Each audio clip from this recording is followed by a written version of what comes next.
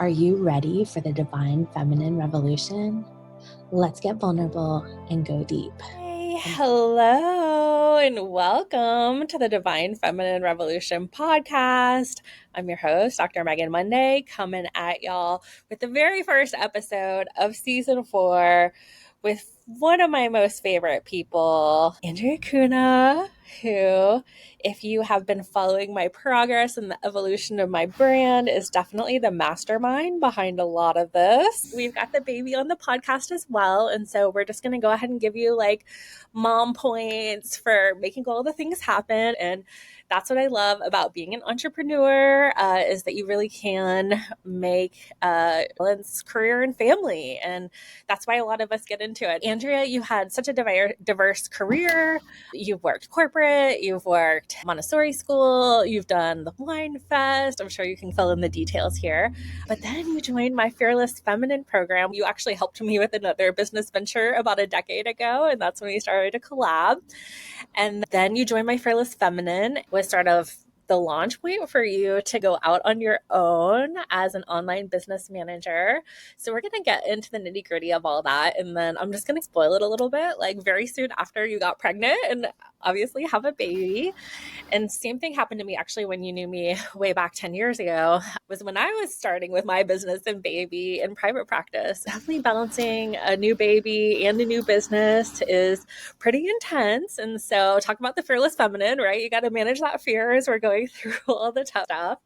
Yeah, for sure. It is very bizarre for me to be on this side of the screen. I'm very much a behind the scenes person on the back end of things. It's been a journey. I've got my little one here. She was supposed to be napping and thought I had everything aligned. That's the way life goes sometimes when you lay down the best plans. That just opens the door for them to get shaken up on you. And that's one of the big lessons that I've learned in life throughout my journey. I always have a hard time when people ask me, what do you do? I think it's interesting, one, that especially in our country, people focus on what do you do? Your job is your identity. And I think very much it's so much more than that. So for me, it's hard to explain this winding journey that I've taken. I just want to highlight, it's so exciting to see that you can be an introvert and still have a business. And I think particularly social media is like such a big part of everybody's business, even if you have a brick and mortar business, that I think a lot of people can get turned off by that. Can I have a business without social media? And I just want to applaud you, one, for going for it, two, for pushing yourself, just like how we do in Fearless Feminine, to show up, even though it's a little bit scary. And I just say to nurse online on a podcast, like, I'm going to give you like 10x points for that, because I think that is not only vulnerable, but like also just so great. I just think that's such a huge visibility thing. And women should be, pumping's the worst, right? Mm-hmm. Women should be able to take care of their babies as priority number one.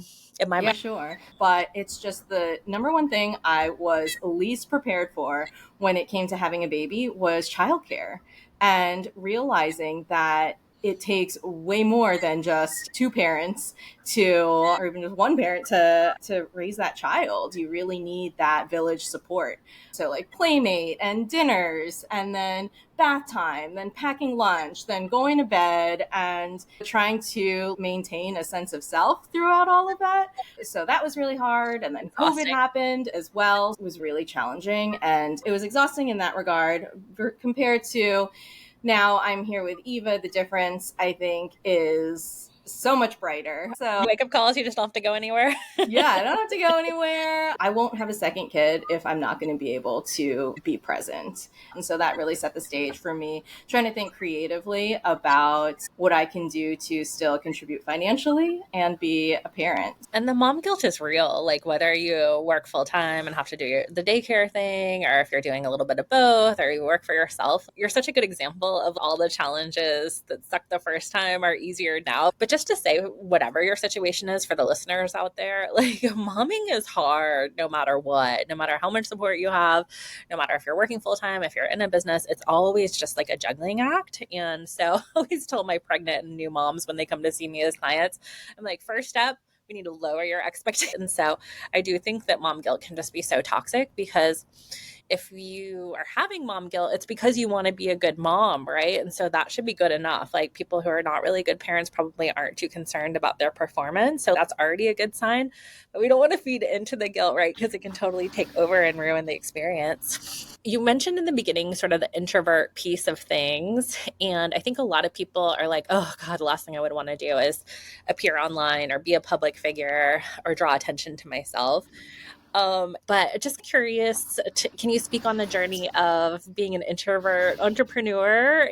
Your personal network is your biggest asset. And I think I got a lot of encouragement through you. I was in your Fearless Feminine coaching program. So at the time that I was starting this business venture, I was just wrapped up into this like enormous like hug of support and like feminine energy. So one, your personal network, sometimes you just need to get that validation because you have a lot of value, even though you might not think that you have something to offer.